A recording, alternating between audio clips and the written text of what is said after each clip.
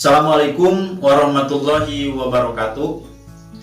Berjumpa lagi dengan Bapak di kanal YouTube yang Bapak bikin ini, di mana materi yang Bapak akan jelaskan di kesempatan ini yaitu masih di materi pelajaran anatomi fisiologi, namun dengan bahasan yang selanjutnya yaitu bahasan di sistem pernapasan.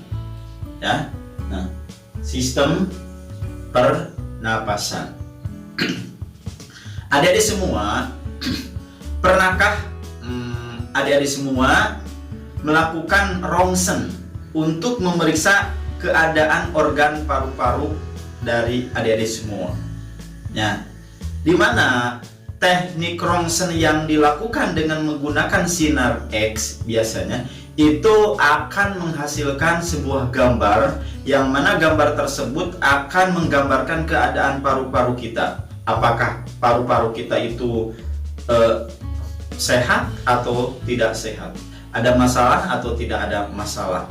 Ya, makanya dengan adanya rongsen, maka kita akan mengetahui ada tidaknya gangguan pada paru-paru kita. Ya, nah, pemeriksaan ketika keadaan paru-paru dengan rongsen itu termasuk salah satu pemeriksaan diagnostik, pemeriksaan penunjang untuk saluran pernapasan manusia. Ya, tapi selain rongsen juga masih terdapat berbagai jenis pemeriksaan yang bisa digunakan untuk mengetahui gangguan-gangguan yang terjadi pada sistem pernapasan. Seperti pemeriksaan yang dilakukan secara langsung, yaitu bisa dengan inspeksi. Inspeksi itu dengan melihat langsung keadaan penderita atau keadaan pasien, atau bisa dengan melakukan palpasi, ya. Jadi diraba, dipegang, ya, paru-parunya, ya. Bagaimanakah cara melakukan pemeriksaan tersebut? Nah, untuk itu supaya dapat mengetahui secara komprehensif, secara menyeluruh, maka marilah kita mempelajari materi pada bab ini dengan sungguh-sungguh, yaitu di materi sistem pernapasan, ya. Ya, nah, selanjutnya, nah, ini sistem pernapasan itu merupakan sistem organ yang berfungsi untuk pengambilan oksigen dari udara bebas, yang mana itu digunakan dalam metabolisme pembentukan energi. Jadi dengan adanya paru-paru, maka nanti sistem ini akan mengambil oksigen dari udara bebas. Nah, setelah diambil dari udara bebas, oksigennya itu akan dibentuk menjadi pembentukan energi. Nah, proses metabolisme pembentukan energi dengan bantuan oksigen di dalam tubuh disebut oksidasi. Jadi oksidasi itu adalah prosesnya. Jadi oksigen diambil dari luar tubuh, nah diproses di dalam tubuh, proses metabolismenya itu disebut oksidasi. Dan hasil dari proses oksidasi itu berupa CO2 atau yang dikenal karbon dioksida. Ya, sisa metabolisme itu disebut CO2 atau karbon dioksida. Nah, itu ya. Ini ya. Nah, ada yang namanya organ pernapasan. Organ pernapasan yang terdapat di udara bebas akan masuk ke dalam sistem pernapasan utama, yaitu paru-paru melalui hidung. Ya, jadi nanti udara bebas yang ada di luaran itu akan masuk ke dalam pernapasan, ya. Dan masuk ke dalam pernapasan itu melalui paru-paru, ya, ke dalam paru-paru melalui rongga hidung, ya. Nah, itu. Selain berfungsi untuk mengambil oksigen di udara bebas, ya. Jadi selain fungsi pengambilan oksigen di udara bebas, nah, rongga hidung juga itu berfungsi untuk apa? Untuk pengeluaran sisa pernapasan berupa CO2 atau karbon dioksida. Ngambil oksigen, nah itu mengeluarkan CO2. Jadi hidung itu sekaligus berfungsi untuk mengambil O2, oksigen, dan sekaligus mengeluarkan sisa hasil metabolisme, hasil pernapasan berupa CO2. Nah, itu ya. Nah, itu organ pernapasan. Makanya seperti ini. Ini ada organ-organ penyusun yang menyusun sistem pernapasan. Jadi di dalam sistem pernapasan itu terdiri daripada organ-organnya. Yang pertama yang Bapak akan jelaskan adalah hidung, ya. Nah, adik-adik semua, hidung itu terdiri dari bagian luar yang menonjol, ya. Ini terdiri dari bagian luar yang menonjol dari wajah, ya. Kita ada wajah yang disangga oleh tulang hidung dari kartilago, ya. Bagian dalam hidung itu tersusun dari rongga berlorong yang dipisahkan oleh septum. Nah, ini ya, seperti tampak di gambar.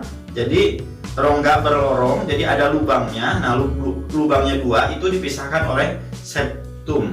Rongga hidung ini dijaga oleh membran mukosa yang tersusun oleh sel goblet, ya. Makanya ada apa? Ketika cairan ingus, mukosa basah terus, ya. Nah, itu karena ada membran mukosa, ya, seperti lembab. Nah, itu karena tempat keluar masuknya oksigen dan mengeluarkan CO2. Itu organ hidung yang pertama, ya. Nah, selanjutnya ya. Nah, selanjutnya ada organ yang namanya paring. Paring ini terdiri dari beberapa bagian. Ada nasoparing, ada oroparing, dan ada laringoparing. Seperti tampak di gambar, ya. Jadi paring ini dibagi menjadi tiga: nasoparing, oroparing, dan laringoparing, ya. Ini organ yang kedua. Yang selanjutnya, nah, ini ada laring. Nah, laring ini terdiri atas epiglotis, ya, glotis, kartilago, dan pita suara, ya. Nah, ini organ yang ketiga. Jadi hidung, paring, laring, dan selanjutnya trakea, ya. Nah, adik-adik semua, seperti tampak di gambar, nah, itu ujung trakea ini memiliki percabangan karena menjadi dua, itu jadi dua bronkus yang disebut karina. Jadi trakea yang lurus itu, ya, nah, itu menjadi dua cabang bronkus. Nah, cabangnya itu disebut karina.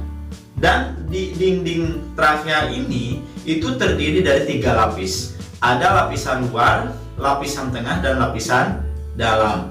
Nah, kalau di lapisan luar ini disusun oleh jaringan ikat, ya. Kalau lapisan tengah itu terdiri dari otot polos dan cincin tulang rawan, ya. Jadi tulangnya lembek, tulang rawan. Dan lapisan dalamnya itu terdiri dari jaringan epitel bersilia, ya. Nah, ini untuk lapisan di trakea, ya, karena menjadi dua cabang berupa bronkus.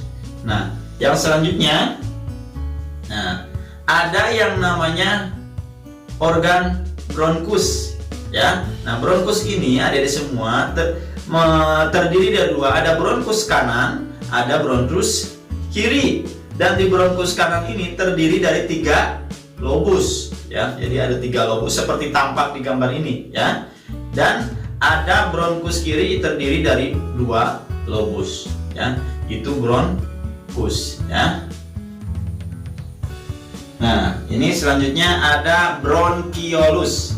Ada di semua, organ bronkiolus ini tersusun dari kelenjar submukosa yang memproduksi lendir untuk melapisi jalan napas. Jadi ada lendirnya, ada submukosanya. Nah, itu fungsinya untuk melapisi jalan napas, ya. Submukosa di bronkiolus seperti tampak di gambar samping Bapak ini, ya. Nah, selanjutnya, nah, alveolus, ya. Nah, organ alveolus ini terdapat di dalam paru-paru, dan alveolus ini berfungsi sebagai tempat untuk pertukaran gas antara oksigen dan CO2 dan karbon dioksida. Gambarnya seperti tampak seperti di samping Bapak. Ini berupa apa? Anggur-anggur gitu, ya. Nah, itu sebetulnya alveolus, ya. Kalau dilihat lebih zoom lagi, lebih dekat lagi, ya. Nah, ini organ alveolus, ya. Nah, ini Organ selanjutnya adalah paru-paru.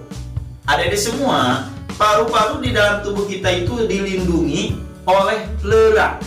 Yang mana pleura itu merupakan lapisan tipis yang mengandung kolagen dan jaringan elastis.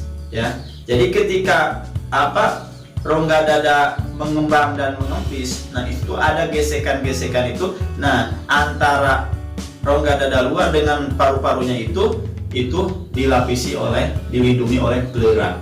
Ya, makanya ketika cairan banyak di dalam paru-paru, nah pleura itu terendam. Makanya sangat bermanfaat sekali. Ya, nah dan paru-paru ini ya ada dua, paru-paru kanan dan paru-paru kiri. Nah, di paru-paru kanan ini memiliki 3 lobus, ya, 3 lobus, ya, dan segmen yang dipisahkan oleh 2 celah, ya, di dalam paru-paru sebelah kanan. Dan yang paru-paru kiri, ya, ini memiliki 2 lobus yang dipisahkan oleh celah miring. Jadi celahnya miring sekat ini, ya, miring, ya, di dalam paru-paru kalau di terawang, ya. Nah, paru-paru ini juga terdiri dari saluran napas bagian bawah, alveoli, dan sirkulasi paru, ya.